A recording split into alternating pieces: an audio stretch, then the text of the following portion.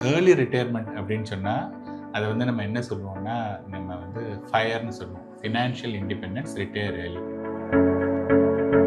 பிடிச்சிருக்கோ பிடிக்கலையோ சேலரி இதில் அதிகமாக கிடைக்கிது, அதனால் நான் வந்து எவ்வளோ சீக்கிரம் இங்கே வந்து நிறைய ஏர்ன் பண்ண முடியுமோ ஏர்ன் பண்ணிவிட்டு எனக்கு பிடிச்ச ஜாப் என்னவோ அதை நான் வந்து 45 வயசுக்குள்ளே நீங்கள் ரிட்டையர் ஆகணுன்னா வீடு வாங்குறதை பற்றி நினைக்கவே கூடாது. ஏன்னா வீடு வாங்குனீங்கன்னா அதுக்கு பே பண்ணக்கூடிய இப்போ 45 வயசில் ஒருத்தர் ரிட்டையர் ஆகிட்டாரு வச்சுக்கோங்க. அடுத்து நம்ம என்ன பார்க்கணுன்னா எத்தனை நாளைக்கு அந்த மணி அவங்களுக்கு தேவை.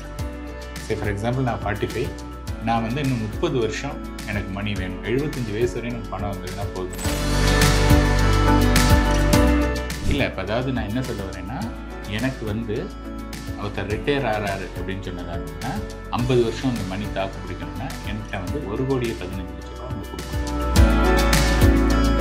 வேறஸ் இந்த small cap, mid cap, multi cap இதில் வந்து ஒரு 15% கிடைக்குதுன்னா இந்த பிளெண்டில் வந்து என்ன இருக்குன்னா நம்மளுடைய ஓவரால் போர்ட்ஃபோலியோ வந்து 13% இப்போ அவருடைய 10 லட்சம் 12 லட்சம் ரூபாய் ஆச்சு, அல்லது 12.5 லட்சம் ஆச்சு. எனக்கு வந்து 10 லட்சம் 10,40,000 ரூபா தான் இருக்குது அப்படின்னா நான் எப்படி அவருக்கு என்ன பதில் சொல்கிறது? ஸோ இந்த மார்க்கெட்டை வந்து என்னென்னா it's very difficult to time the market. Aadhan business நேயர்களுக்கு வணக்கம்.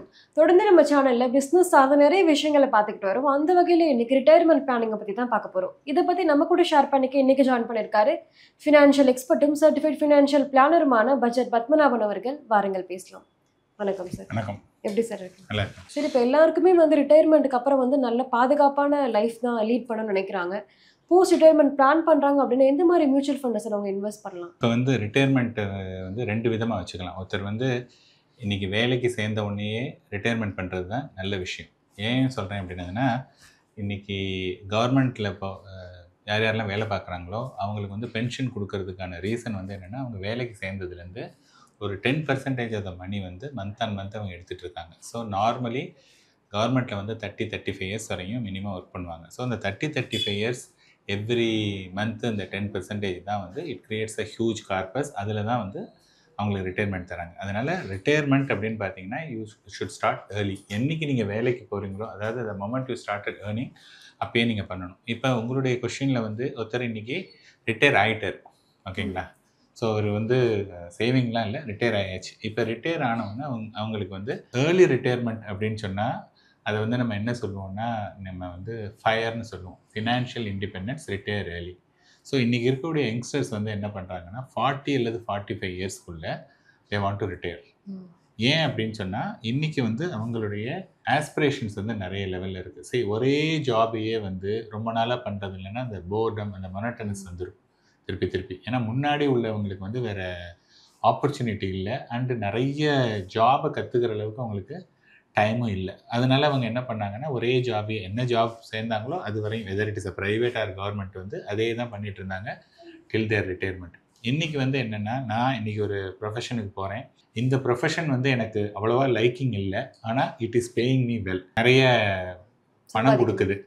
அப்படிங்கும்போது பரவாயில்ல, பிடிச்சிருக்கோ பிடிக்கலையோ சேலரி இதில் அதிகமாக கிடைக்கிது, அதனால் நான் வந்து எவ்வளோ சீக்கிரம் இங்கே வந்து நிறைய ஏர்ன் பண்ண முடியுமோ ஏர்ன் பண்ணிவிட்டு எனக்கு பிடிச்ச ஜாப் என்னவோ அதை நான் வந்து ஃப்யூச்சரில் வந்து பண்ணணும் அப்படிங்கிற மாதிரி நிறைய பேர் நினைக்கிறாங்க. அண்டு நிறைய அவங்களுக்கு வந்து ஆப்பர்ச்சுனிட்டி இருக்குது. அதோடு இல்லாமல் நிறைய பேர் என்ன பண்ணுறாங்கன்னா, நான் வாண்ட் டு கோ அப்ராட், நிறைய ஊரெல்லாம் பார்க்கணும், அல்லது நான் ஏதாவது ஒரு ஸ்டார்ட் அப் பண்ணணும். இன்றைக்கி வந்து வீட்டிலேருந்தே நிறைய தொழில் தொடங்கலாம், அல்லது நிறைய விஷயங்கள் இன்றைக்கி ஆப்பர்ச்சுனிட்டி வைஸ் பிளென்ட்டி நிறைய இருக்குது. ஸோ அந்த மாதிரி இருக்கிறவங்கலாம் என்னென்னா இந்த 45 இயர்ஸ் வரையும் நல்ல அக்ரெசிவாக இன்வெஸ்ட் பண்ணணும். இந்த 45 இயர்ஸில் அக்ரெசிவாக இன்வெஸ்ட் பண்ணால் மட்டும்தான் அந்த ஏர்லி ரிட்டையர்மெண்ட் பாசிபிள். அந்த பீரியடில் வந்து ஒரே ஒரு லக்ஸுரின்னு பார்த்தீங்கன்னா மேபி கார் வேணால் வாங்கிக்கலாம், வீடெல்லாம் ஸ்ட்ரிக்ட்லி நோ. 45 வயசுக்குள்ளே நீங்கள் ரிட்டையர் ஆகணுன்னா வீடு வாங்குறதை பற்றி நினைக்கவே கூடாது. ஏன்னா வீடு வாங்குனீங்கன்னா அதுக்கு பே பண்ணக்கூடிய அமௌண்ட்டே வந்து பார்த்தோன்னா it takes for a longer period of time. So if you want to retire ஏர்லினா டெஃபினட்டாக ஹவுஸுக்கு வந்து அங்கே ஆப்ஷனே கிடையாது, அன்லெஸ் அதர்வைஸ் நீங்கள் பயங்கரமாக ஏர்ன் பண்ணணும்.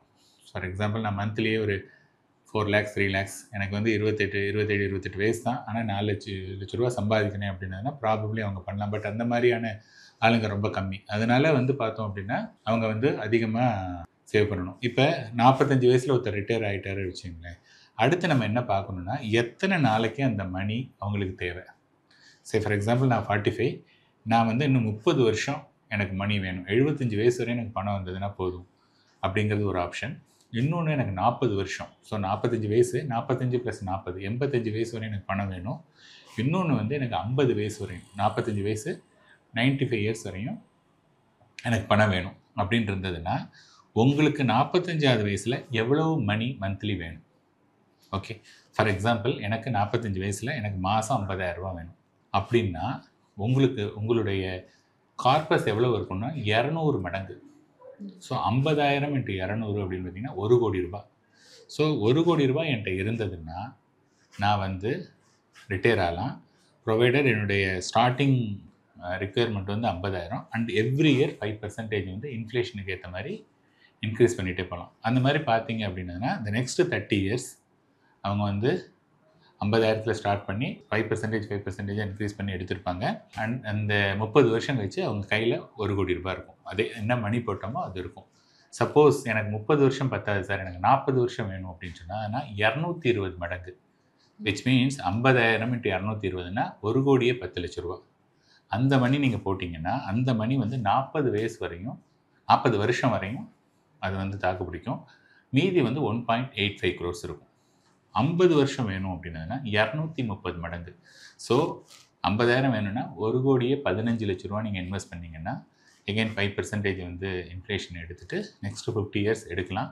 உங்கள் கையில் மீதி இருக்கக்கூடிய வந்து தொகை வந்து 2 கோடியே 15 லட்சம். நான் அஸ்யூம் பண்ண ரிட்டர்ன் வந்து பார்த்திங்கன்னா 10%. ஸோ 10% வந்து மியூச்சுவல் ஃபண்டில் எஸ்பெஷலி ஒரு balanced advantage fund, hybrid fund சொல்லுவோம், ஆர் மல்டி அசெட், அதில் very much possible. Okay sir, இப்போ வந்து நீங்கள் சொன்னீங்க 1.5 crore சம்திங் அவங்கள்ட்ட இருக்கும் அப்படின்ட்டு. இப்போ மொத்தமாக இது லம்சமாக இன்வெஸ்ட் பண்ணலாமா இல்லை பிரித்து போடலாமா சார்? அலோகேஷன் எப்படி சார் இருக்கணும் போர்ட்ஃபோலியோ? இல்லை, இப்போ அதாவது நான் என்ன சொல்ல வரேன்னா, எனக்கு வந்து ஒருத்தர் ரிட்டையர் ஆகிறாரு அப்படின்னு சொன்னதாக இருந்ததுன்னா 50 வருஷம் அந்த மணி தாக்கு பிடிக்கணும்னா என்கிட்ட வந்து 1 கோடியே 15 லட்ச ரூபா அவங்க கொடுக்கணும். ஸோ அந்த 1 கோடியே 15 லட்சத்தில் நான் எப்படி வந்து போர்ட்ஃபோலியோ பிரிப்பேன் அப்படின்னா, இப்போ வந்து there are 2 ways to இது. ஒன்று என்ன பண்ணலாம், அவர் ரிட்டையர் ஆகிட்டாரு அதனால் எல்லாமே நம்ம வந்து ரொம்ப மாட்ரேட் ரிஸ்க் எடுத்துகிட்டு ஹைப்ரிட் ஃபண்டு, அதாவது balance advantage fund, balance fund அல்லது மல்டி அசெட் ஃபண்டில் எல்லா மணியும் போடலாம். இது எல்லாரும் பண்ணக்கூடிய ஒரு ஸ்ட்ராட்டஜி. இன்னொரு ஸ்ட்ராட்டஜி என்ன பண்ணலாம் அப்படின்னா, அந்த 1 கோடியே 15 லட்சத்தில் ஓகே 65 லட்சத்தை இந்த மாதிரியான ஃபண்டில் போட்டுட்டு the remaining 50 lakhs வந்து still you can invest in small cap, mid cap, multi capல கூட பண்ணலாம். ஏன்னா இந்த 65 இருக்கு இல்லையா, நார்மல் கேஸில் வந்து என்ன பண்ணுவாங்கன்னா அதுலேருந்து அவங்க வித்ட்ராயலுடைய ரிக்வெஸ்ட் வந்து ரொம்ப கம்மி. வேற இங்கே வந்து நம்ம வித்ட்ரா அதிகமாக பண்ண போகிறோம். வித்ட்ரா அதிகமாக பண்ணும்போது என்ன ஆகுதுன்னா இந்த ஃபண்டுடைய வேல்யூ கம்மியாகும். அட் தி சேம் டைம் வந்து இந்த ஸ்மால் கேப், மல்டி கேப்பில் போட்டோம் இல்லையா, அதில் வந்து நம்ம ரெகுலராக எடுக்கவே போகிறதில்ல. ஸோ அதில் வந்து க்ரோ ஆகும் இல்லையா. So not all the times. So 1 இயருக்கு கழிச்சு பார்க்குறோம், அதில் ஒரு சைஸபிள் அமௌண்ட் இருந்ததுன்னா அதில் இருக்கக்கூடிய பணத்தை எடுத்து இதில் வந்து மூவ் பண்ணிடலாம்.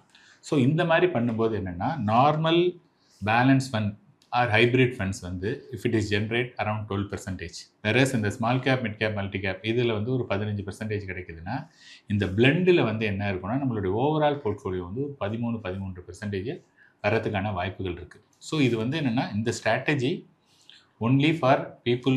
ஒருத்தர் வந்து நல்லா புரிஞ்சுக்கிட்டாங்க, நான் கொஞ்சம் அதிகமாக ரிட்டர்ன் வேணும், எனக்கு வந்து இந்த வாலட்டிலிட்டி பற்றி இல்லை அப்படின்னா இந்த ஸ்ட்ராட்டஜி ஒர்க் ஆகும். இல்லை எனக்கு இந்த மாதிரிலாம் வேண்டாம், எனக்கு வந்து ரொம்ப கன்சர்வேட்டிவாக வேணும்னா இந்த மாதிரி hybrid fund R multi asset ஃபண்டில் இன்வெஸ்ட் பண்ணி எஸ்டபிள்யூபி பண்ண முடியாதா சார்? எஸ்டபிள்யூபி தான். ஸோ இது எஸ்டபிள்யூபி, அதாவது நம்ம மணியை போட்டுட்டோம், 1 கோடியே 15 லட்சத்தை போட்டுட்டு நம்ம எடுக்கக்கூடிய, அதாவது எஸ்டபிள்யூபிங்கிறது த ப்ராசஸ் ஆஃப் வித்ட்ராயல், அதுதான் சிஸ்டமேட்டிக் வித்ட்ராயல். அதுக்கு நம்ம தேர்ந்தெடுக்கக்கூடிய முதலீட்டு திட்டம் தான் இந்த ஹைப்ரிட் ஃபண்டா அல்லது hybrid fund plus small and மிட்னு அந்த காம்பினேஷனா. இப்போ இதில் எஸ்டபிள்யூபி பெஸ்ட்டா இல்லை எஸ்டிபி பெஸ்ட்டா சார்? இல்லை, எஸ்டபிள்யூபிங்கிறது வந்து என்னென்னா ஒரு பணத்தை நான் க்ரியேட் பண்ணியாச்சு, ஓகேயா? பணத்தை கிரியேட் பண்ணதுக்கப்புறமா என்கிட்ட ஒரு அமௌண்ட் இருக்குது. அந்த அமௌண்ட்லேருந்து எனக்கு மாதம் ஒரு பணம் வேணும் அப்படின்னா சிஸ்டமேட்டிக் வித்ட்ராயல். எஸ்டிபிங்கிறது என்னென்னா, இப்போ ஃபார் எக்ஸாம்பிள் உங்கள்கிட்ட 10 லட்ச ரூபா பணம் இருக்குது. ஓகே, எனக்கு 10 லட்ச ரூபா பணத்தை இப்போ இன்வெஸ்ட் பண்ணுறதுக்கு எனக்கு பயமாக இருக்குது. ஏன் பயமாக இருக்குது அப்படின்னா, இல்லை இன்னும் இந்த ட்ரம்ப் டேரிஃப் எல்லாம் வந்து இன்னும் இதாகலை, மார்க்கெட் நிறைய பேர் வந்து இன்னும் கீழே போகும்னு சொல்கிறாங்க. இந்த மாதிரி உங்களுக்கு you are not confident about the market அப்படிங்கிற மாதிரி இருந்ததுன்னா, நீங்கள் என்ன பண்ணலான்னா, அந்த 10 லட்ச ரூபா நீங்கள் இன்வெஸ்ட்மெண்ட்டுக்குன்னு வச்சுருக்கீங்க இல்லையா, அதை வந்து ஒரு லிக்விட் ஃபண்ட் அப்படின்னு சொல்லிட்டு அதில் பணத்தை போட்டிங்கன்னா அது வந்து யூல் கெட் அரௌண்ட் 5 to 6% ஒரு ஒரு ஃபிக்ஸட் டெபாசிட் ரிட்டர்ன் அதில் கிடைக்கும். அதுலேருந்து நம்ம என்ன பண்ணுறோன்னா, வாரமோ மாதமோ அங்கேருந்து ஒரு பர்டிகுலர் அமௌண்ட்டை வந்து ஈக்விட்டி பேல வந்து ட்ரான்ஸ்ஃபர் பண்ணுறோம். ஸோ இதில் வந்து என்ன இது மாதிரி என்ன ஆகுதுன்னா, அந்த 10 லட்சம் instead of investing one time over a period of 3 months 6 months அதில் வந்து இன்வெஸ்ட் ஆகுது. இப்போ மார்க்கெட் வந்து கீழே வந்தது அப்படின்னா உங்களுக்கு வந்து அதில் அட்வான்டேஜ். பிகாஸ் மார்க்கெட் இறங்குது, நீங்கள் ஆர் நாட் இன்வெஸ்டிங் என்டையர் மணி, கொஞ்சம் கொஞ்சமாக பண்ணும்போது that's advantage. But at the same time நீங்கள் இன்றைக்கி 50 லட்சம் போட்டுட்டீங்க லிக்விட் ஃபண்டில், நீங்கள் வாரமோ அல்லது ஃபோர்ட் நைட்டோ அது மந்த்லியோ தான் மணியை ட்ரான்ஸ்ஃபர் பண்ணுறீங்க. ஆனால் என்ன ஆச்சுன்னா, மார்க்கெட் இங்கேருந்து ஏற ஆரம்பிச்சிச்சு அப்படின்னதுனா நீங்கள் இப்போ ஆப்பர்ச்சுனிட்டி மிஸ் பண்ணுவீங்க. இப்போ ஃபார் எக்ஸாம்பிள் லாஸ்ட்டு மார்ச்சில் மார்க்கெட் வந்து இறங்கிட்டே வந்தது. ஸோ அன்றைக்கி வந்து யாருக்குமே தைரியம் கிடையாது லாஸ்ட் மார்ச்சில். அப்போ என்ன பண்ணியிருப்பாங்க, இந்த மணி இருக்குது, மார்க்கெட் இன்னும் சண்டைலாம் முடியலை, நிறைய ப்ராப்ளம்ஸ் இருக்குது, ஜியோ பொலிட்டிக்கல்ங்கிறாங்க, என்னென்னமோ சொல்கிறாங்க, ஆனால் மார்க்கெட்டுக்கு வந்து நல்ல இதாக யாரும் சொல்லலை அப்படின்னு சொல்லிவிட்டு அந்த 10 லட்ச ரூபாயை last 3 months okay either weekly or fortnight or monthly transfer பண்ணிங்கன்னா அந்த 10 லட்சத்துலேருந்து ஒரு 3 லட்ச ரூபா தான் ஈக்விட்டிக்கே வந்திருக்கும். ஓகேங்களா? அந்த 3 லட்சமும் ஒரே நாள் வரல, ஒவ்வொரு பீரியட் வந்திருந்ததுன்னா எஃபெக்டிவாக உங்களுக்கு என்ன ரிட்டர்ன் கிடச்சிருக்குன்னா 10% ரிட்டர்ன் கிடச்சிருக்கும். ஸோ 3 லட்சத்துக்கு 10%னா 30,000 தான் கிடச்சிருக்கும். அந்த 7 லட்ச ரூபா இருக்கு இல்லையா, அதில் மேபி ஒரு 5,000 rupees or 10,000 rupees worst case 10,000 வச்சு. அப்போ என்னென்னா, இந்த 10 லட்சங்கிறது என்னாச்சு, அங்கே ஒரு 30 இங்கே ஒரு 10, ஸோ 10 will become 10.4. அதே சமயத்தில் யாராவது ஒருத்தர் எனக்கு இந்த 10 லட்சம் இருக்குது, எனக்கு இந்த பணத்துடைய தேவை இப்போ இல்லை, ஓகே, இன்றைக்கி மார்க்கெட் மேலே இருக்கா கீழே இருக்காங்கிறத பற்றி எனக்கு கவலை கிடையாது. பிகாஸ் நான் இந்த பணத்தை எப்போ எடுக்க போகிறேன், 5 years later, 10 years later, 15 years later. So எனக்கு வந்து மார்க்கெட்டுடைய இப்போதைய நிலை வந்து எனக்கு இம்பார்ட்டன்ட் கிடையாதுன்னு ஒருத்தர் இன்வெஸ்ட் பண்ணியிருந்தாருன்னு வச்சுங்க, அந்த 10 லட்சமாக அன்றைக்கி இன்வெஸ்ட் பண்ணியாச்சு.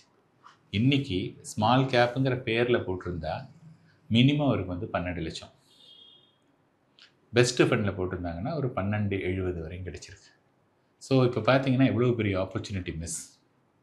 ஸோ இந்த எஸ்டிபியை பொறுத்தவரை என்னென்னா, பீப்புள் ஆர் ட்ரைங் டு கேபிட்டலை சேவ் பண்ணும். கேபிட்டலை சேவ் பண்ணுறதுங்கிறது ஒன்று, பட் கேபிட்டலை சேவ் பண்ணும்போது நீங்கள் ஆப்பர்ச்சுனிட்டி மிஸ் ஆகிடுது இல்லையா, ஏதாவது ஒன்று தான் வரும். ஸோ அது வந்து ஒவ்வொருத்தருடைய ரிஸ்க் அப்பிடைட்டை பொறுத்தவரையும். ஏன்ட்ட கேட்டிங்க அப்படின்னு சொன்னால், நான் வந்து எஸ்டிபிலாம் பண்ணுறது கிடையாது. ஏன்னா என்னுடைய கிளையண்ட் ஒருத்தர் பணம் கொடுக்குறாங்கன்னா நான் அவங்கள்ட்ட கேட்பேன், என்னத்துக்காக இந்த மணி, இப்போ உங்களுடைய ரிக்குயர்மெண்ட் இருக்கா? இல்லை சார், என்னுடைய ரிக்குயர்மெண்ட் கிடையாது, இப்போ தான் பொண்ணு வந்து 2nd standard படிக்கிறா, இன்னும் 10 வருஷம் அவருடைய ஹையர் எஜுகேஷன் இருக்குது, அதுக்காக தான் சார் போடுறேன் அப்படின்னு சொன்னதுன்னா, எதுக்காக நான் வந்து டைம் பண்ணணும்? சரி, டைம் பண்ணும்போது என்ன ஆகும்னா, நீங்கள் பாருங்கள் என்ன சேலஞ்சுனா, சப்போஸ் அவர் 10 லட்சம் கொடுத்துருக்காரு, நான் இந்த மாதிரி எஸ்டிபியில் போட்டிருந்தேன்னு வச்சுங்களேன், அவர் என்ன நினைப்பார், என்ன சார் நான் உங்கள்கிட்ட 10 லட்சத்தை அன்றைக்கே கொடுத்துருந்தேன், நாங்கள் பணத்தை வந்து போடணுன்னு தானே உங்கள்கிட்ட சொல்லி கொடுத்தேன், நீங்கள் வந்து இது மாதிரி ஸ்டாகர்டாக போட்டு ஃபுல்லாகவே இன்வெஸ்ட் பண்ணல. இப்போ பாருங்கள், 10 லட்சத்துக்கு என்னோடய ஃப்ரெண்டு இதே மாதிரி அவராகவே போட்டுட்டார், அல்லது அவர் இன்னொரு உங்களை மாதிரி ஒருத்தட்ட போட்டார், அவர் ஃபுல் மணி போட்டார், இப்போ அவருடைய 10 லட்சம் 12 லட்ச ரூபாய் ஆச்சு, அல்லது 12.5 லட்சம் ஆச்சு, எனக்கு வந்து 10 லட்சம் 10,40,000 ரூபா தான் இருக்குது அப்படின்னா நான் எப்படி அவருக்கு என்ன பதில் சொல்கிறது? ஸோ இந்த மார்க்கெட்டை வந்து என்னென்னா, it's very difficult to time the market. அதனால் நான் என்ன சொல்வேன்னா, லாங் டேர்ம் இருக்குது அப்படின்றதுனா நீங்கள் வந்து இதாகவே போட்டுடலாம். எப்போ நீங்கள் வந்து எஸ்டிபி மாதிரி பண்ணலான்னா, மார்க்கெட் கண்டினியூஸாக ஏறிட்டே இருக்குது, பீக்கில் இருக்குது, ஓகேயா, அப்படின்னதாக இருந்ததுன்னா மேபி கொஞ்சம் இது பண்ணலாம். This is not peak. செப்டம்பரில் என்ன பீக்கோ அதை விட இன்னும் 5 to 10% கீழே தான் இருக்குது. This is not the peak. அதனால் இந்த சமயத்தில் வந்து எஸ்டிபி பண்ணணுங்கிற நெசசிட்டி கிடையாது. எகெயின் அது வந்து ஒவ்வொரு இண்டிவிஜுவல் என்ன மாதிரி இருக்கக்கூடிய டிஸ்ட்ரிபியூட்டருடைய கால் ப்ளஸ் இன்வெஸ்டருடைய கால்.